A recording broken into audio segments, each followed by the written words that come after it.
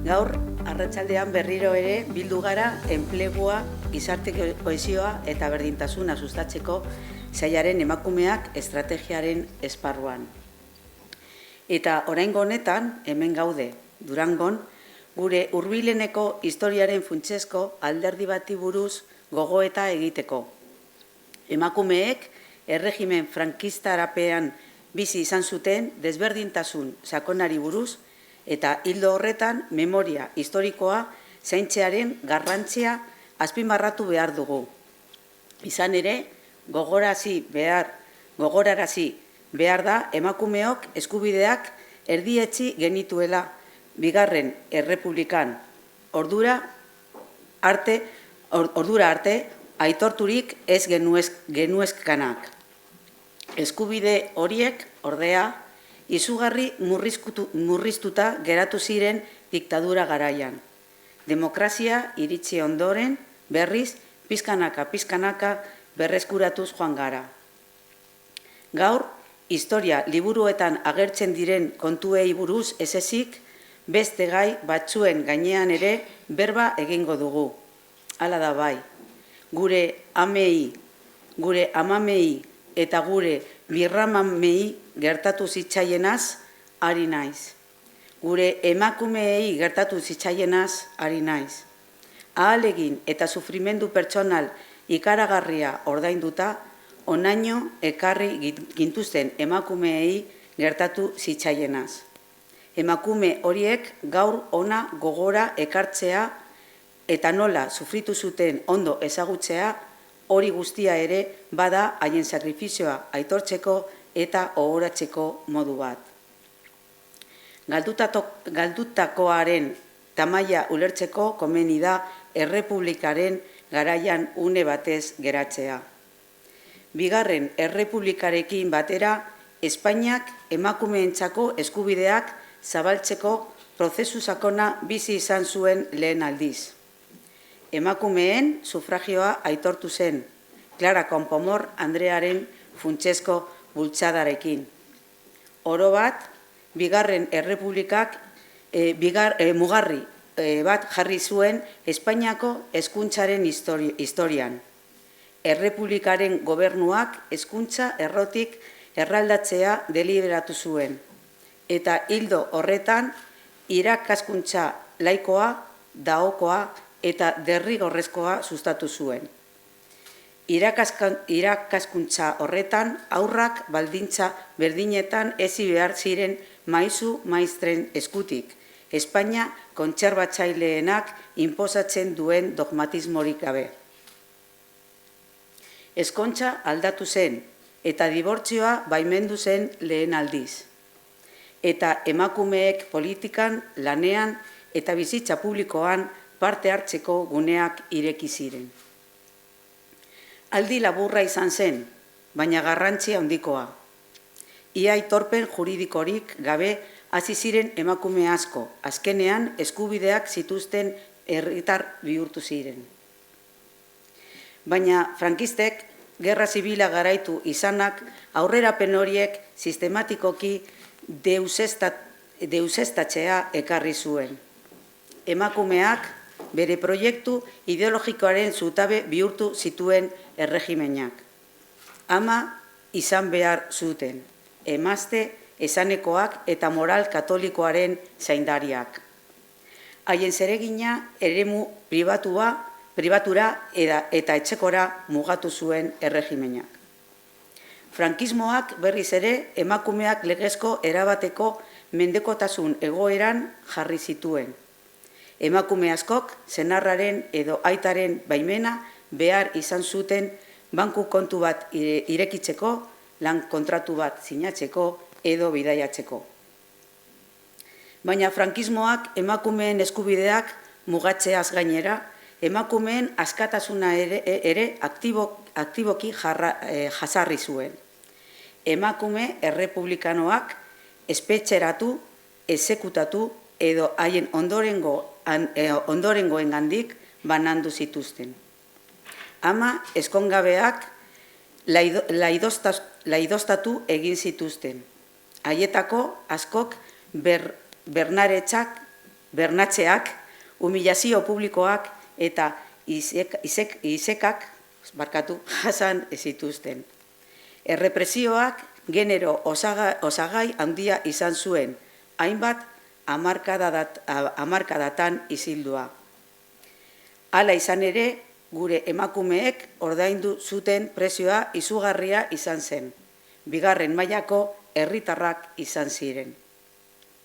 Demokrazia iritsi zenean, Espainiak ekin zion legegintza berreskurapenarako prozesu bati, zeinak pizkanaka emakumeei itzuli baitzizkion egun batean existitu ziren eskubideak eta frankismoak ezabatu zituenak. 1978ko konstituzioak legearen aurreko berdintasuna aitortu zuen. Senarraren baimena indargabetu zen. Dibortzoari, familia plagintzari eta aurrerago berdintasunari eta indarkeria matxistaren aurkako babesari buruzko legeak onartu ziren. Hala ere, berrezarpena ezen automatikoa izan ere, ahalegin politikoa, soziala eta kulturala izan behar zen. Diktaduraren gerizpean, hasi ziren emakume askok bere burua antolatu behar izan zuten, protesta egin eta exigitu eta okupatu behar izan zituzten 40 urtez ukatu zitzaizkien espazio publikoak. Horregaitik, da hain garrantzitsua zer gertatu zen gogoratzea, ulertzea eta jakitea. Gure amek, gure amonek eta abarrek ikaragarri sufritu zuten eta onena eman ziguten. Haien sakrifizioak onaino ekarri gaitu bizitzeko beste modu baterako aukera eman digu.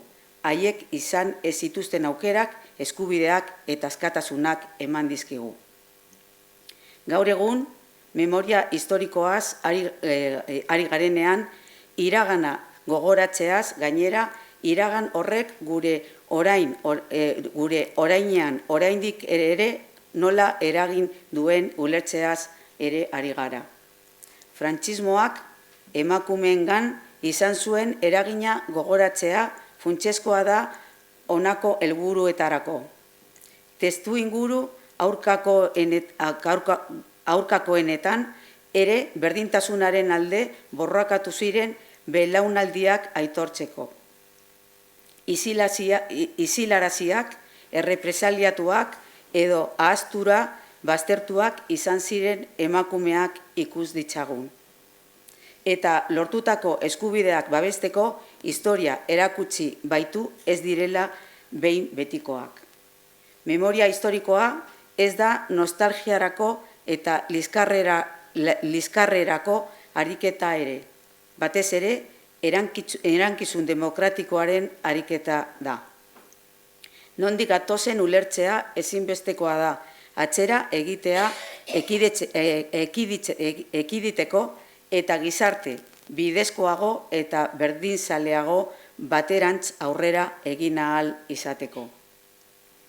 Frankismoaz, emakumeen aurkako diktadura gisa hitz egitea ez da gehiegikeria, erretorikoa, errealitate dokumentatua da. Errealitate horrek gogoratzen digu emakumeen eskubideak borroka kolektiboen ahalegin handien eta berdintasunaren etengabeko defentsaren ondorio izan direla eta oraindik ere badirela. Horregaitik, gaur egun, esparru honetan, memoria historikoa aldarrikatuz, isiltasuna, errepresioa eta oztopoak gorabera berdintasuna posible izango zen gizarte baten itxaropenari eutsi zioten emakume guztien ahalegina aldarrikatuko dugu. Eta helburu horrekin, Maria Laspita, hemen dago, gure horrean, gurekin dago gaur. Maria Bilbotarra eta historialaria da. Memoria historikoan eta historia garaikidean aditua. Haren ikerketa ibilbideak emakumeen historioan eta memoria historikoan du ardatz. Batez ere, Arantzadi zientzia elkartegian egin du ikerketa lan hori, baina unibertsitate ikasketak egin bitartean ekin zion bide hori, eta Saturrarango emakumeen espetxean zentratu du bere gradu amaierako lana. Mila esker, Maria, gaur arratsalde honetan gurekin etortzeagatik, eta nahi duzunean zurea da hitza.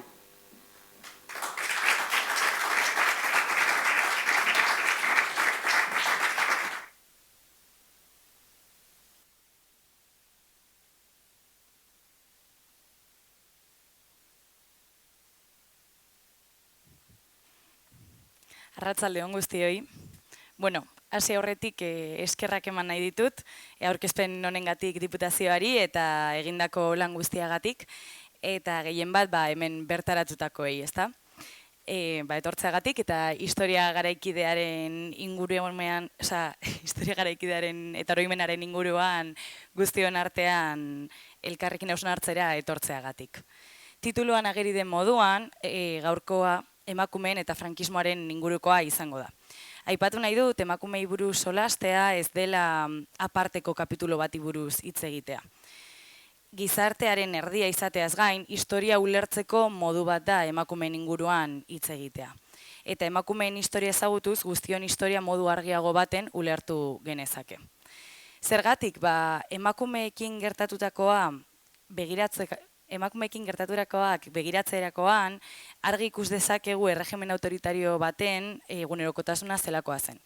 Zelan arautzen ziren gorputzak, sexualitateak, amatasunak, zelan erabakitzen den zeinek egin dezaken lan eta ze baldintzetan, eta baita ere zein den eskubide subjektua eta zeintzuk duten hiritartasun mugatuago bat. Hasi aurretik, gaurkoan termino dikotomikoetan hitz egingo dudala argitu nahi dut. Gizonak eta emakumeak, hain zuzen ere. Berba hauek dira legeetan, prentsan eta garaiko iturrietan daudenak. Egia den arren bestelako errealitate batzuk zeudela, eta hainbatetan eskutuan eta jazarriak zeudela, gaurkoan ezingo dut horretan sakondu. Baina uste dut aipamena behar dutela, eta gaurkoan argitara ateratzen ez ditudan arren, bertan daudelaren aitortza. Eskema bat erakutsi nahi dizue eta hasteko. Honako hau, nahiko simplea. Hau da, gaurkoan jorratuko dugun garaia, ezta? Lehenengo puntua, 1931an dugu, Bigarren Errepublikaren aldarrikapenaren momentua, ostean 36tik 39ra gerra zibila heldu zen eta ostean diktadura frankista.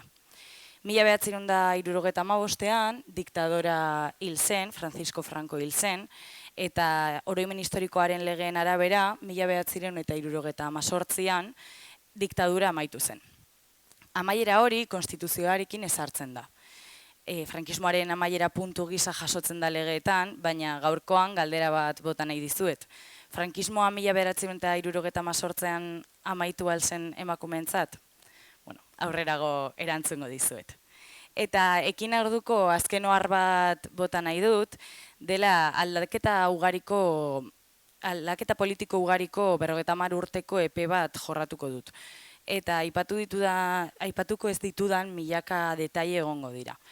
Gertukoa eta ulergarriagoa izan dedin, tokiko ikuspuntu batetik landuko dut, Bizkaian eta Euskal Lurraldean kokatuz. Ez ezberdintzeko asmoarekin, baizik eta gertutik behatu alizateko errealitate guztioni. Hortaz, goazen hasieretik hastera, eta zelako gizartea, herrialdea eta espektatibak zeuden 1931an. Historialariok maitu ditugu testu inguruak. Ezer ezean ez delako azten ezerrez. Eta horregatik, frankismoari buruz hitz egiterakoan, hasiko naiz Bigarren Errepublikaren inguruan hitz egiten.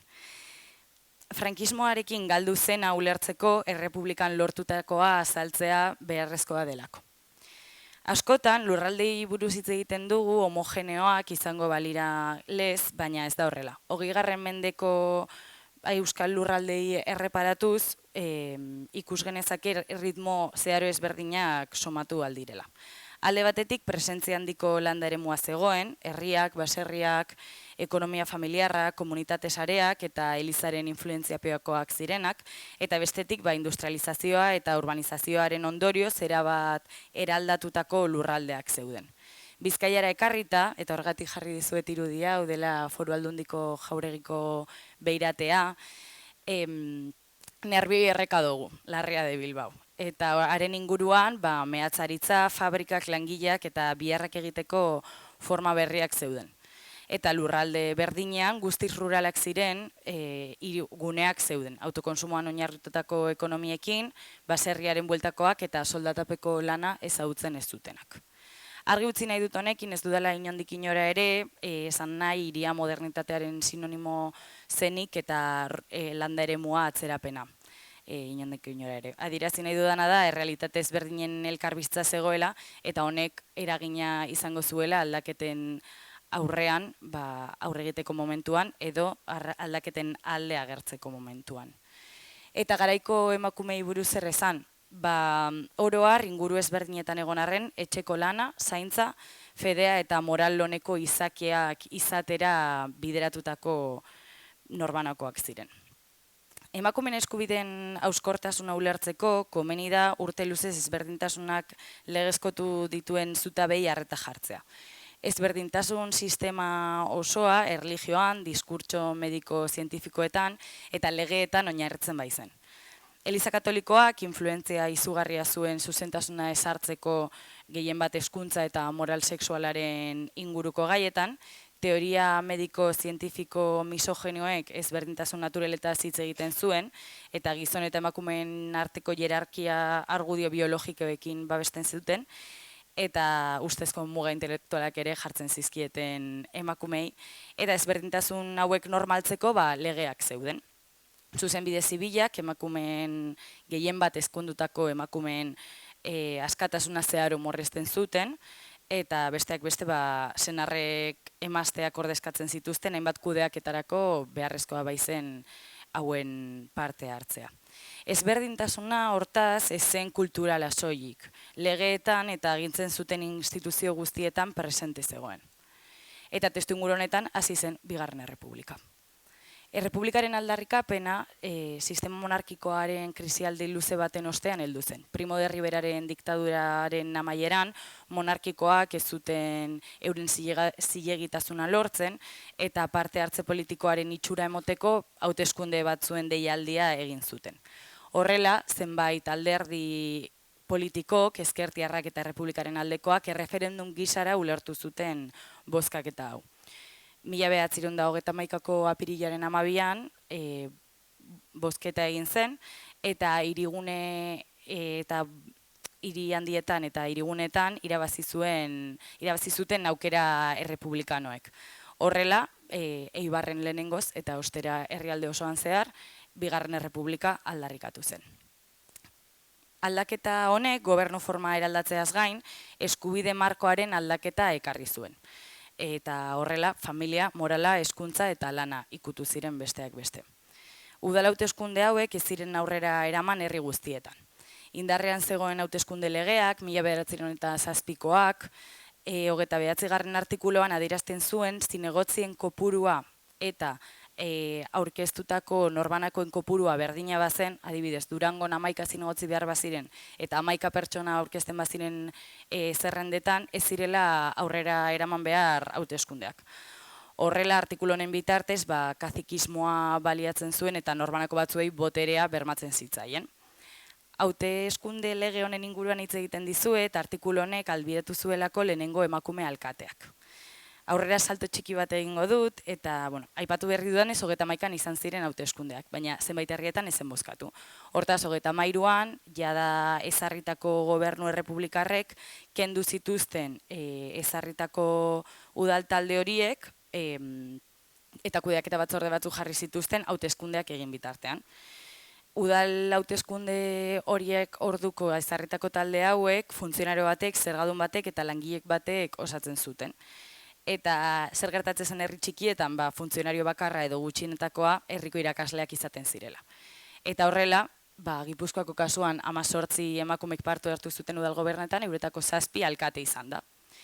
Hainbat alderdietan ez zuten gustuko izan erabaki hau. La Gaceta del Norte egunkari bizkaitarrean, hemen dagoen honetan, honako hau jaso zen.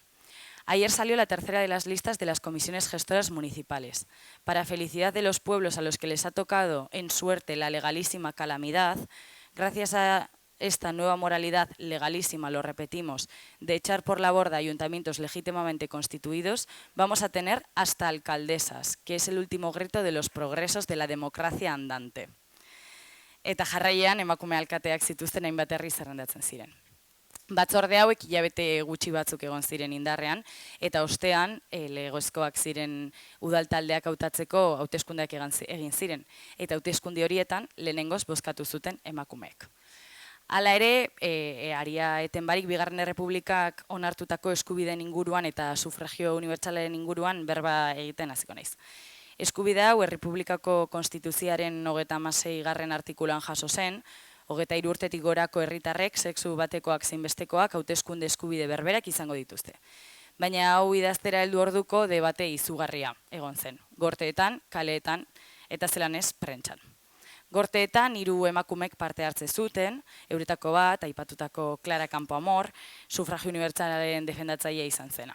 Zenbait alderdietan bat zetozen ideiarekin, baina atzeratzearen aldekoak ziren.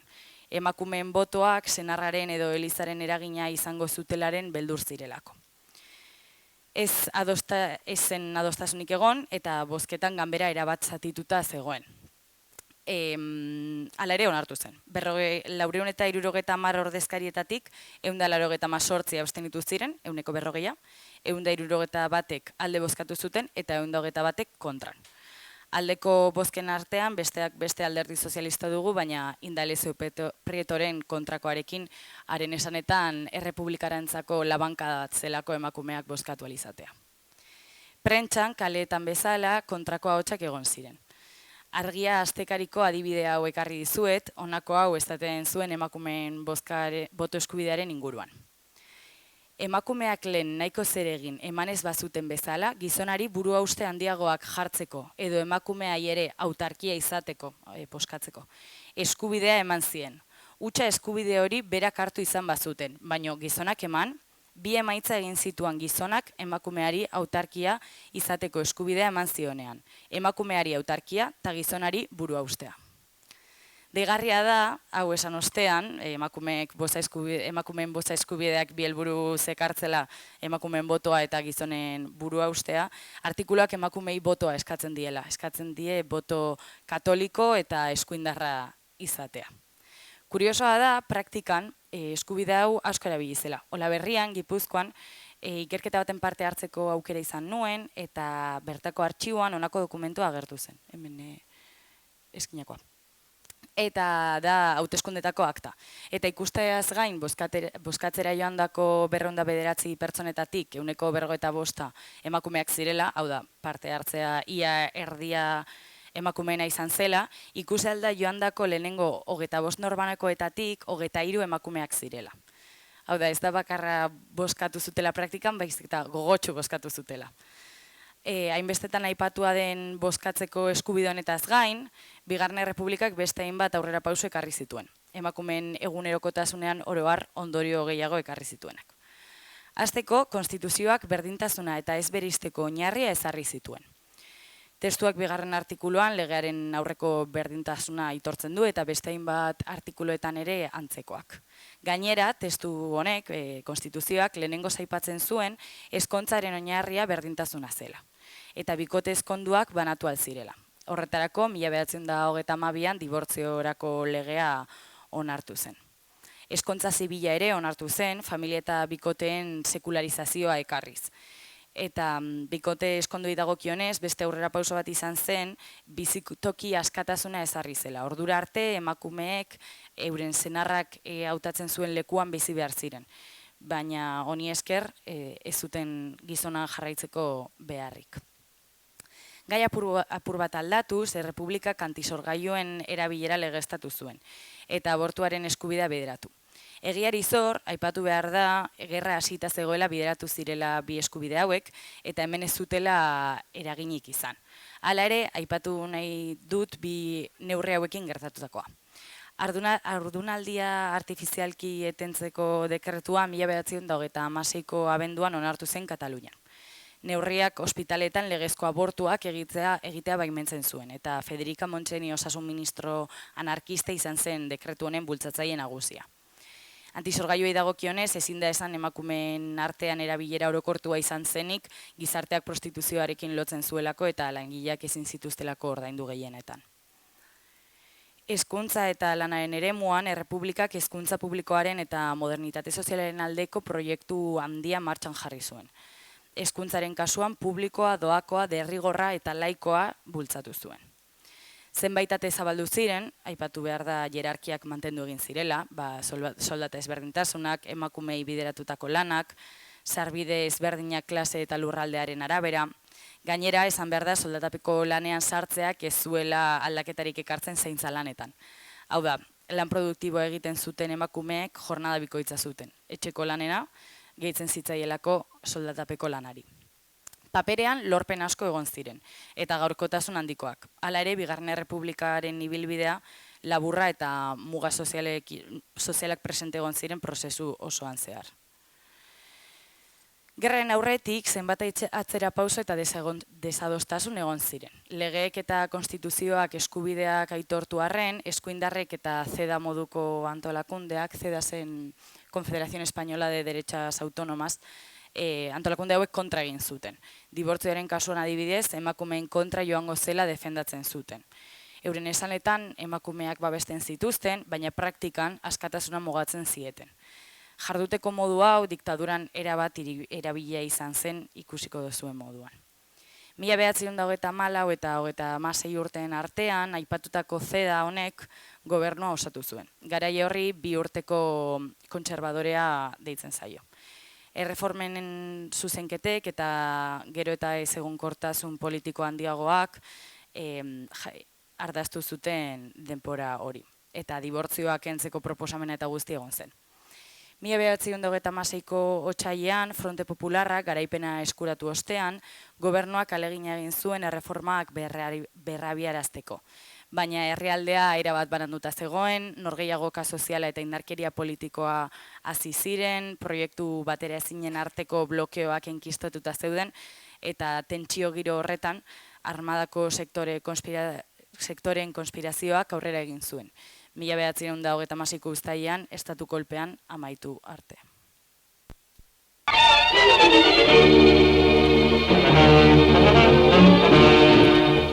This panorama of desolation was one of Spain's loveliest and most picturesque cities. The Holy City, the Basques called it, now a city of death, laid waste in the battle for Bilbao, whether by bombs from the advancing insurgents' planes or by the torch applied by retreating loyalists, remains a question in dispute. 800 civilians died. Only a handful of refugees remain amid the desolate ruins.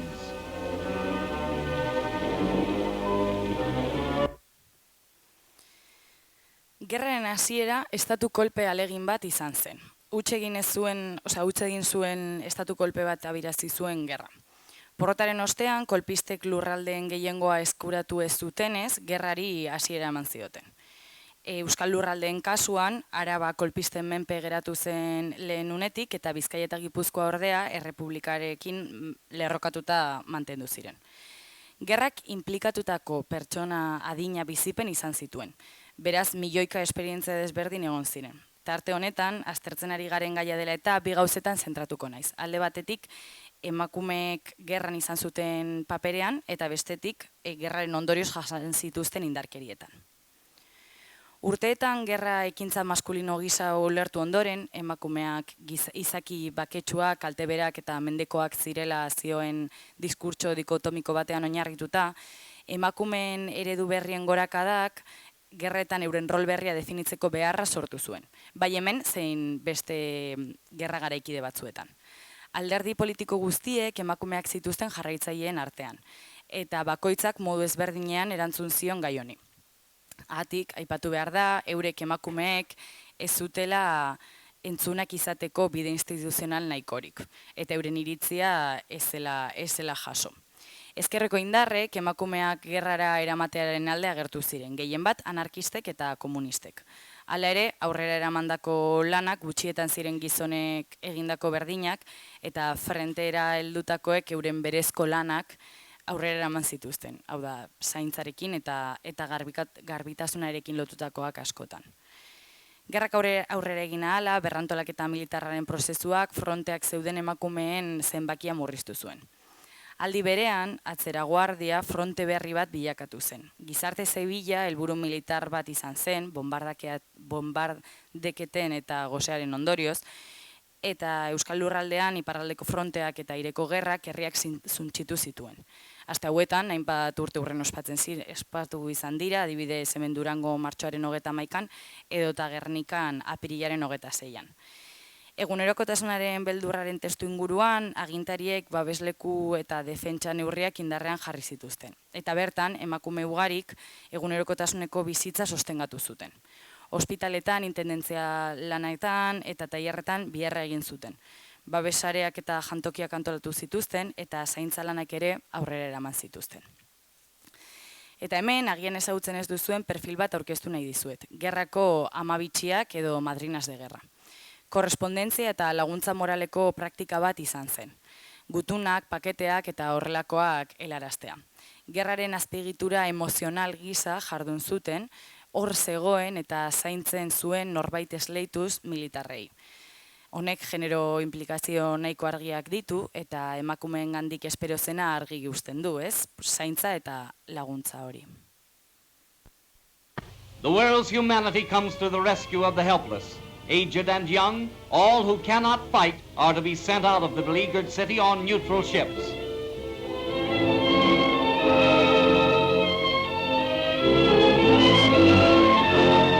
$5,000 are in the first contingent to go to France. Thousands more will follow.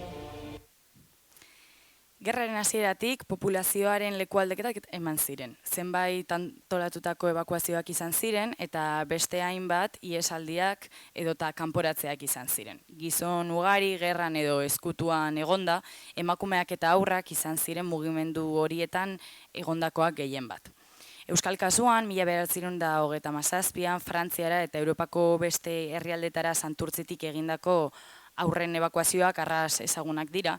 Naiz eta aurren ebakuazioak izan, aipatu behar da, ama, zaintzaile, maistra eta laguntzaileen sareak beharrezkoak izan zirela hauek aurrera eramateko.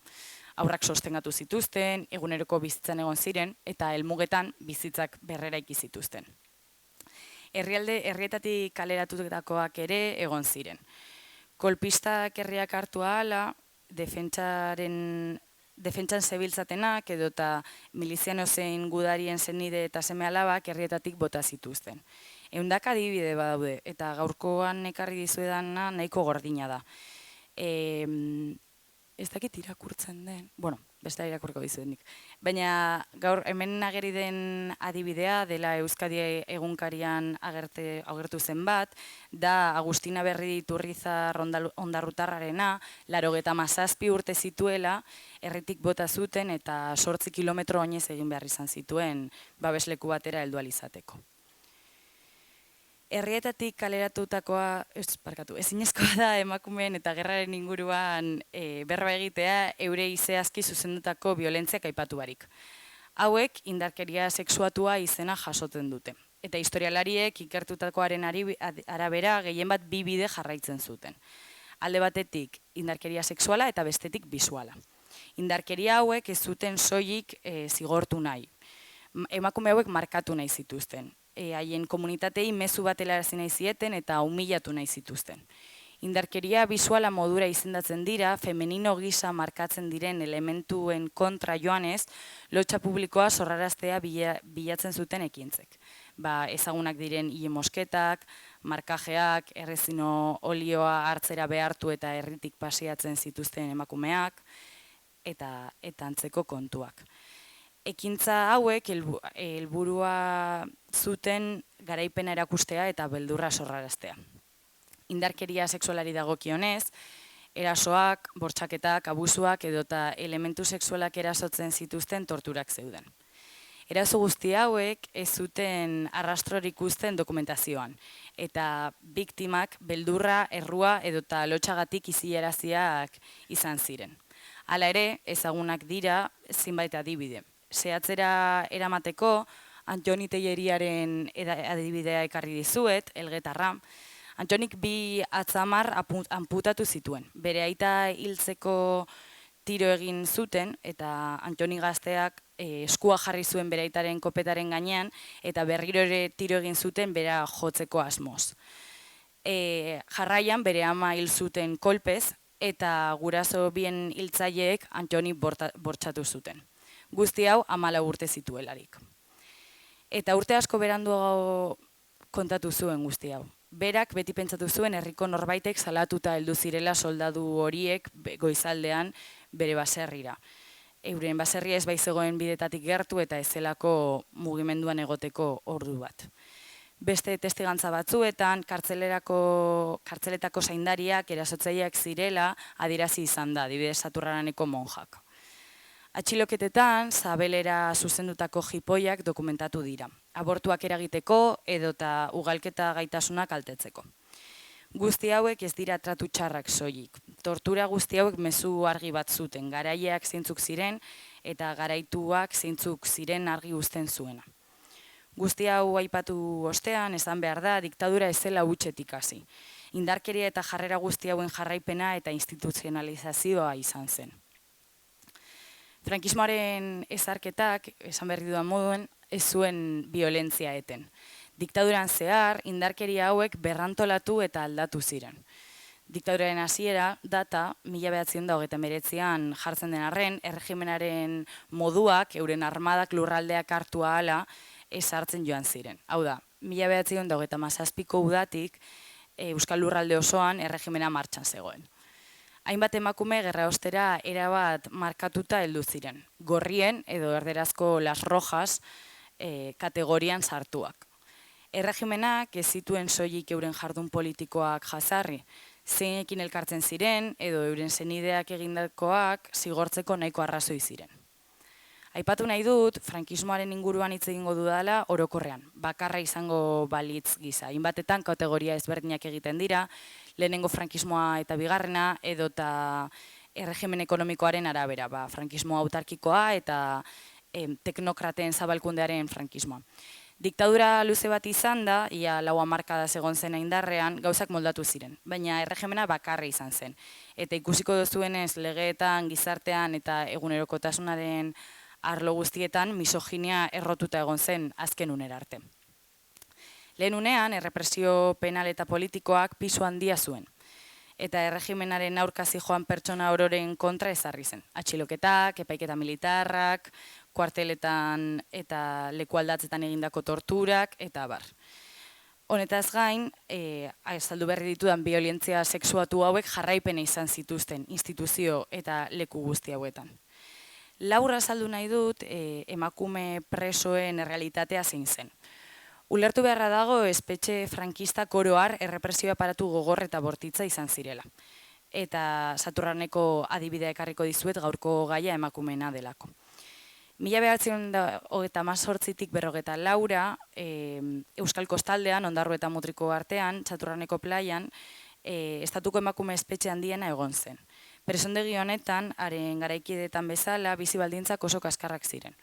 Gozeak, hotzak, gaixotasunek, egunerokotasunaren parte ziren, emakume presoentzat zein euren aurrentzat. Kontuan izan behar da, 3 urte azpikoek, kartzelatan egoten zirela euren amekin. Batzuk ume txikiekin heltzen ziren espetxetara, beste batzuk espetxeetan erditu behar zuten, baina hortik aurrera, 3 urte horiek betetzetik aurrera, zer gertatzen zen ume hauekin. Gertu egotekotan familiek umeak hartzen zituzten, baina hainbat kasuetan erregimenaren aldeko familiek edo instituzioek umeak hartu joan naiz ez da, baina hobeto lapurtu egiten zituzten. Familia gertu egotea gainera ezen erreza izaten, frankismoan zehar turismo penitenziario izena jaso zuen praktika bat aurrera eraman zelako. Zela populazio presoa espetxe batetik bestera mugitzen zuten, baldintzak gogortzeko eta ingurutik erabat banatzeko asmoz. Kartzeletik irtetzean amets gaiztoa ezen amaitzen emakume hauentzat. Estigma sozialak pisu handia zuen, espetxean egondako emakumeengan, eta hainbatetan erbeste zigorrak ere ezartzen zitzaien espetxetik irten ostean. Kartzelen aipamena alde batera utziz, urte luzez emakumeen bizitzak antolatu zituzten eskubideetan emandako murrizketei buruz hitz egin nahi dizuet. Hasteko, aipatu behar da, diktaduran norbanako ororen eskubideak murriztu egin zirela. Eta testuinguru honetan, emakumeen eskubideak are kaltetuagoak izan zirela transmititu nahi dizuet. Kalte gehien izan zituztenak ezkondutako emakumeak izan ziren. Garaian emakumeei ezartzen zitzaien etorkizuna zela, hori edo monja izatea. Emakumeak aitaren eta ostean senarraren aginpean zeuden. Ezkontza bat ematen zenean, bi ezkontkideen eskubideak aldatu egiten zen estatus juridikoa, ez? Emakumearen eskubideak murriztuz eta senarrari esleituz hauen ardura. Ezkondutako emakume batek, adingitxiko batek edo desgaitasunak zituzten pertsonen besteko eskubideak zituzten. Eta hau bermatzera aldera, egituretatik baieztatzen zen gizonen egin beharra emakumea babestea zela eta emakumearen ordea obeditzea. Dibortzio eta eskontza zibileko legeak desustatu ziren, atzeraginezko izaerarekin, hau da, emandako lotura eta banaketak ez ziren onartzen, eta aipatutako ezkonbaimenak ezarri zen. Lan munduan, 1928ko lan legeak esaten zuen, emakume ezkonduak tailer eta fabriketatik askatu nahi zituztela. Beste behin, babes forma zuen, baina baztertzeko nahia zuen esaldi bat, ezta? Gainera lege honek ezartzen zuen, soldata minimoa familia osoa mantentzeko bestekoa izan behar zela. Bizitza familia nuklearretan antolatuz, eta soilik gizonak soldatapeko lanera bideratuz. Aurrerago, 1971ean lan erreforma bat egin zen, eta generoan oinarritako diskriminazioa galarazi zen. Eta Pilar Primo de Riverak lege honen aurkezpenean gorteetan honako hau esan zuen. Ez da inondik inora ere lege feminista bat. Ez ditugu gizonak eta emakumeak berdindu nahi. Sekula ezingo dira berdindu izatez, ez da bizitzan egin behar dituztenengatik. Emakumeen lana, erreala eta unibertsala da. Ezin dugu ukatu, edo ez ikusinarena egin. Lege honen bitartez, eskatu nahi duguna hurrengoa da. Beharra dela eta lanean dauden emakumeak baldintza honenetan lan egitea. Lan arloan ere, emakume langileek eskontzen zirenean, lana utziz gero eskontzari bat jasotzen zuten, paga extra moduko bat. Eta zenbait kooperatiben estatutoetan, eskondutako emakumeek lan egin ezin zutela zehazten zen. Legeen aurrean, gizon eta emakumeen arteko erroko ezberdintasun hauen adibide oso on bat adulterioaren legea da. 1922an, Bigarren Errepublikan, adulterioa delitu gisa ezabatu zen, baina frankismoan berrezarri zuten. Kode zibilaren arabera, adulterioa ezkondutako emakume batek haren senarra ezen beste gizon batekin oheratzen zenean egiten zen. Jatorrizko testuan erderaz jazer hitza erabiltzen da, hau da, etzan. Hau egiteak espetxe zigorra zekartzan. Lege berdinak senarrentzat beste portaera bat jasotzen zuen adulterio gisa. Senarre emazteen etxean edo etxetik kanpo nabarmenki maitalea zuen senarra. Hau da, ja ikusten dugu adulterioa egiteko senarrak eta emazteak baldintza ezberdinak zituztela. Baina maitaleek ere bestelako zigorrak zituzten. El que yacía con ella, hau da, emaztearen maitalea, zigortua izaten zen emakumea eskonduta zegoela zekien kasuetan. Senarraren maitalen kasua ordea, ez da aipatzen eskontzaren berri jakin behar izana. Zigortuak izaten ziren espetxearekin edo erbeste aldearekin. Lege honekin ikus genezake, emakumeak adulterak zein maitaleak izan da okerrago ateratzen zirela. Aipagarria da ere, bikoteak salatu behar zuela. Eta garai horretan, non kontu korronte bat izateko senarraren baimena beharrezkoa zen, ze emakumeek salatu zezaken haren senarraren jarrera. Gainera, 1994ean, kode penalak beste bi aldagai gehitu zituen. Alde batetik, senarraren baimen barik etxetik alde egiten zuten emakumeak zigortuak izan alziren, espetxe zigorrekin, eta bestetik, uxorizidio honoris causa sartu zen indarrean.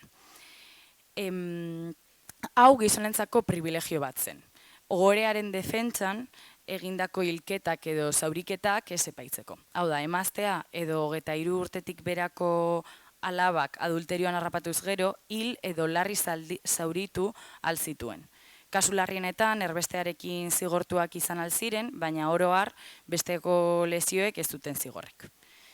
Ez nuke aipatu barik utzi nahi ez da ere, zelan ez legeek, ez da Eliza Katolikoak ere, ez zuten sexualitatea autonomia pertsonalaren parte ulertu sekula. Hau da, onarpen sexuala ez zen aukera bat, eta emazteek zenarrei zor zieten zerbait zen.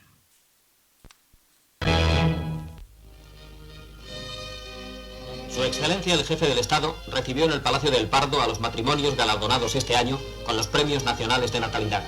Reciben su premio, entre otros, don Jesús Fragoso del Toro y doña Luisa de Castro, que han tenido 17 hijos y les viven todos.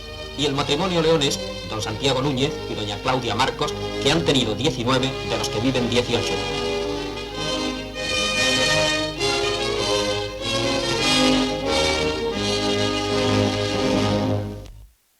Ugalketa edo amatasuna erabat aldatu zen.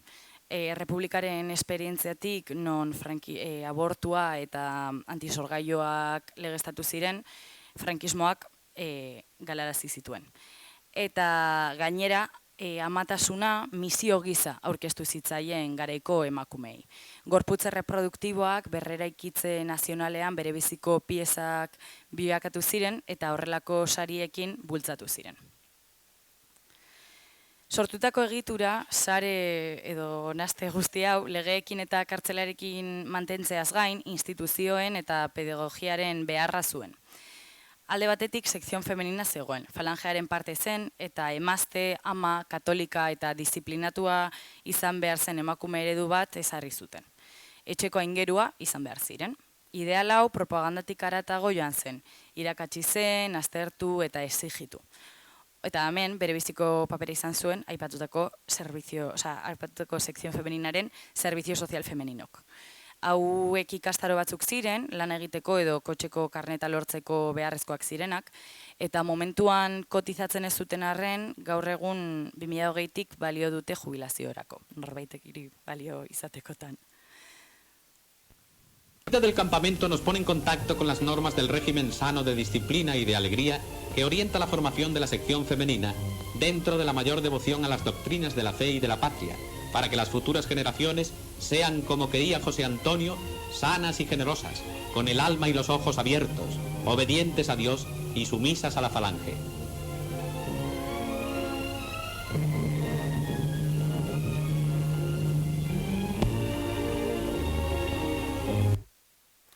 Falangearen horrelako elkarteetaz gain, Eliza eta Hezkuntza disiplinaren aldeko instituzio nagusiak izan ziren.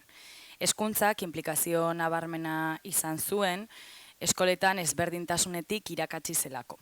Frankismoan zehar, eskolak fisikoki neskak eta mutilak banatu zituen, eta kurrikulumean ere ezberdintasunak izarri zituzten. Neskatoei, etxeko aferei, josteko lanei, erlijioari edo feminitateari bideratutako hezkuntza ezarri zitzaien, eta mutilei ordea produktibitatera, lan publikora edota bestelako kontuetara. Eskolak antolatzeko modu hau zentzu komunaren fabrika gisa jardun zuen. Eta horrela ezitutakoentzat rolen banaketa normala edo naturala zitzaien. Aurretatik ikasia eta liburu zein legeetan oinarrituta. Esan bezala, hezkuntzarekin batera Eliza Katolikoa kokatzen zen moralaren ezarketan. Autoritate morala izateaz gain, emakume eredua zehazteko eta bideratzeko egunerokotasuneko azpiegitura zen. Aldare, konfesionariek, eskolek, elkartek, erritualek, markatzen zuten onargarria eta duina zena. Eta marko honetan, esan bezala, feminitate ideala, amatasuna, obedientzia, sakrifizioa eta birgitasunaren inguruan antolatu zen. Familia ordena sozialaren oinarria zen eta hau hierarkizatua eta naturala zen. Ondorioa bikoitza izan zen. Alde batetik, Elizak bertute gisa legitimatu zuen praktikan mendekotasuna zena. Eustea, isiltzea eta antzeko jarrerak. Eta bestetik, emakumeen sexualitatearen gaineko kontrola indartu zen. Errua eta ospea gizarte disiplinako oinarrizko mekanismo bihurtuz. Ekarri dizuedan irudi honetan ikusten da, eskerrekoan, ez duzu ikusten. Baina dokumentu honek zehazten du eskola baten materialen beharrak. Lehenengo hezkuntzako inspekzioak egindako zerrenda bat da, osea, dokumentu ofizial bat da. Eta lehenengo 4 elementuak dira. Gurutze bat, kaudilloaren erretrato bat, un cuadro de la Purísima, hau da Ama Virginiaren irudi bat, eta bandera bat. Eta ja horren ostean, irakaslentzako maila edo materialak gordetzeko armairua dator. Ikusten duzu, un crucifijo, un retrato del caudillo, un cuadro de la Purísima, una bandera, eta ja ostean klaseetan normalean aurkitzen diren materialak ditugu. Egunerokotasunean, egitura honi, irudia hau erreproduzitzen zuten, beste 100 estimulo gehitzen zitzaizkion. Adibidetan sartuz, aipagarria da, Elena Francisen aholku programa, irratsaio honetan, irratsaio honen oinarria barkatu, entzulek bidalitako gutunak ziren. Emakumeek Elena Franciseri galdetzen zioten euren biztzako aferen inguruan, eta honen erantzunak disiplina jartzera bideratuak ziren hainbatetan. Aguantatu behar zela, sakrifizioak egin behar zirela, ohorea babestu eta familia lehenetsi. Eta ezen mota honetako propaganda bakarra, ekosistema oso bat zegoen emakumei bideratutako prentsaren bitartekoa. Arazo estrukturalak, ardura intimo bihurtu zituztenak, eta emazte ona edo neska txukuna izaten erakusten zutenak. Maila guztietan horrelakoak zeuden, irratsaio handiak zein tokiko aldizkariak. Adibidez, honako hau, Olatz, Azpeitiako aldizkari bat dugu. Azpeitituloan diona konzentsura eklesiastika, hau da, Elizaren zentsurarekin. Eta artikuluen artean, gehienak erderaz egonda, hau ikus genezake, non hurrengoa adierazten den. Jaungoikoak gizonari gorputza eta arima eman zizkion, baina hala eta guztiz ere, ez zuan guztiz osatua egin. Esan genezake utxune bat utzi ziola eta utxune hori betetzeko emakumea egin zuan. Eta garaiko emakumeek horrelako mezuak egunero jaso zituzten eta horrela ardaztu zuten euren bizitza. Ideal honetan sartzen ez zirenak ere zigortuak izan ziren. Eta horretarako 1951 aurrera emakumeen babeserako patronatua dugu. Vigilantzia sareetan eta itxialdiguneekin kolaboratuz, arrisku moralean zeuden gaztetxoak zuzendu nahi izan zituzten. Honetarako, atxiloketen ondorioz edo salaketen bitartez, emakumeak instituzio honetara heltzen ziren, eta euren konduktak baloratu ostean giltzapetzen zituzten. Arrazoiak ugariak ziren. Haurdun egotea eskondu barik, naiz eta aitaren bortxaketa batengatik izan haurdunaldi hori, bihurriak esatea edota mezara ez joatea behar beste. Frankismoak instituzio hau berrantalatu zuenean, 1951 honakoa ezartzen du helburu gisa boen, emakumeen morala duin bihurtzea, gehien bat gazteena, euren esplotazioa ekiditeko, biziotik aldentzeko eta Eliza Katolikoaren arabera ezteko. Ikerketa gutxi daude gai honen inguruan, apurka ugaritzen doaz, baina estigma oraindik gogorra da, hemendik igarotakoentzat, eta testigantza oso gutxi daude. Bizkaian 5 zentro egon ziren instituzio honekin kolaboratzen zituztenak, 5 Bilbon. Denbora bat daramatu goltza honetan, eta hainbat gauza kontatu ditut, baina hala ere ezinbestean osatu gabeko sintesi baten aurrean gaude. 40 urtez, populazioaren erdiak bizi izandakoa laburtzea oso gatza da. Ez ditut aipatu adibidez familiak osotasunean zorpetu zituzten ondaren konfiskazioak eta multak, ez dut sakondu estraperloaren eta gosearen paperean ez da ere, hainbatetan emakumeek sostengatu zituzten biziraupeneko ekonomiak sortu zituztenak, ez dut azaldu epaitegi eta tribunal ezberdinen arkitektura osoa, erantzunkizun politikoen tribunala, masoneria eta komunismoaren aurkako tribunala edo ordena publikoko tribunalarekin, ez ditut azaldu lan publikoetan egondako kaleratzeak, hezkuntzan eta administrazioan gehien bat emakumeei eragin zienak, ez dut aipatu ezarritako gorpuzkera zuzena, gure ama eta amamak dietan jarri izan dituena bizitza osoan zehar, ez dut solastu prostituten inguruan, zer gertatzen zen haiekin, ze legedi aldaketa egon ziren, ez da ere auzoetako emakumeen inguruan grebak sostengatu zituztenak. Erbesteko bizitzak edo bueltak aztertzeko denborarik ez dut hartu, eta aipatu gabe geratu dira zentsura eta violentzia polizialaren urte gogorrenen esperientziak. Guzti hau aipatzearekin adierazi nahi dudana da oraindik asko dugula ikertzeko eta zabaltzeko, emakumeen eta frankismoaren inguruan. Gerra ez zelako soilik guda bat izan, frankismoa ez zelako lege gorpuzki bat izan, eta auzitegien zerrenda bat. Instituzio, zigor, ekonomia eta kontrol sozialaren sare bat izan ziren. Egunerokotasuneko bizitzaren ardatz guztiak ikutu zituenak eta bizitza bakoitzean forma ezberdina hartu zutenak. Guzti hau esan da, hasieran bota dudan galderara bueltatzen naiz. Emakumeentzat frankismoa 1978an amaitu zen? Jakina den moduan, eta lehen aipatu da moduan, 1975ko azaroan diktadorea Francisco Franco hil zen. Eta berak ezarritako oinordeak estatuaren buruzagitza hartu zuen, Juan Carlos Lehenengoa. Eta lege frankistekiko leialtasuna zin egin zuen. Ondoren, errege izendatuta zegoela, lege frankisten erreformaren bitartez, trantsizio izena jaso duen epea hasi zen. Eta egitura juridiko baztertzailearen ezabepena edo berrantolaketa gutxinaka egin zen. Konstituzioa onartu aurreko garaian, jada aldaketa batzuk eman ziren. 78an adulteriaren delitua ezabatu zen, handik gutxira urte berdinean antisorgailuen propaganda eta salmentaren gaineko zigorrak ezabatu ziren, eta esan bezala abenduan konstituzioa ezarri zen. Konstituzioa, oroimen historiko eta oroimen demokratikoko legeen arabera, diktaduraren amaierako puntua da. Eta egia da honek paperean berdintasuna eta diskriminazio eza ezarri zituela, baina ez zituen aurreko lege guztiak ezabatu. Ez zituen urte luze iraundako instituzioak desareki eta are gutxiago ezarritako moral aldatu. Hau dela eta, konstituzioa onartu eta ustez demokrazia murgilduta, oraindik ere, baztertzaileak ziren hainbat lege deseustatzeko beharra zegoen. 1981 11/81 legea onartu zen. Lege honek familiari lotutako zuzenbide zibilean aldaketak ekarri zituen, eta urte berdinean banaketa eta dibortzioa onartu ziren. Legetaz gain, instituzioak ere kendu behar ziren, besteak beste, emakumeen babeserako patronatua, 85 arte martxan egon zena, hau da, demokrazian erabat murgilduta.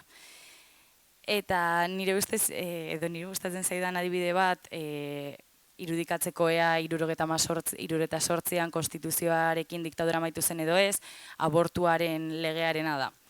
Lehen aipatu da moduan, 36an Katalunian onartu zen lege bat. Eta lege horren baldintzak ez ziren berdindu edo gaiendu 2010 arte.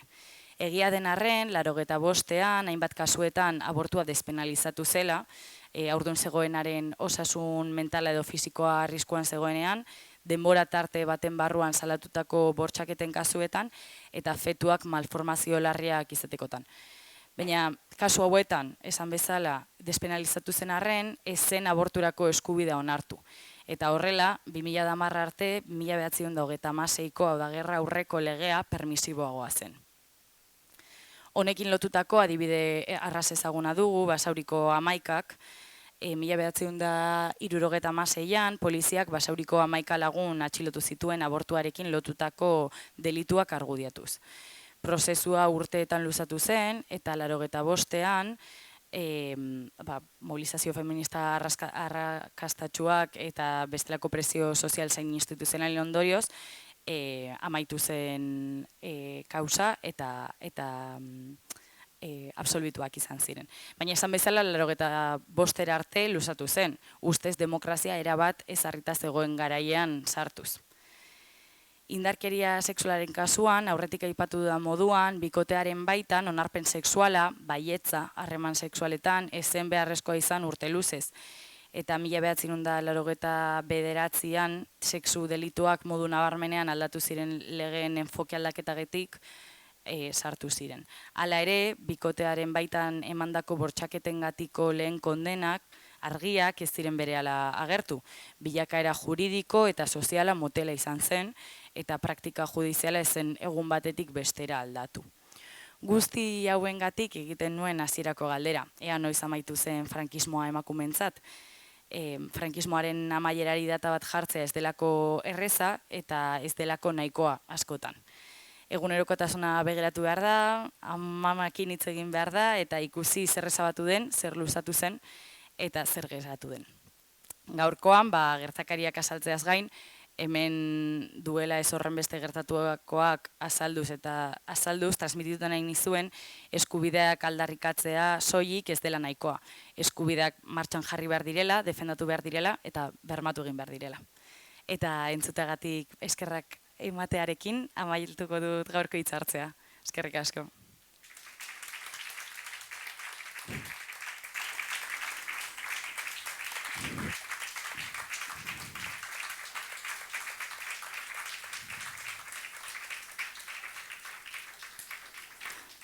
Orain tarte bat egongo da galderak egiteko eta mikrofono bat dute hemen kideek, orduan norbaitek zerbait esan nahi badu momentua da.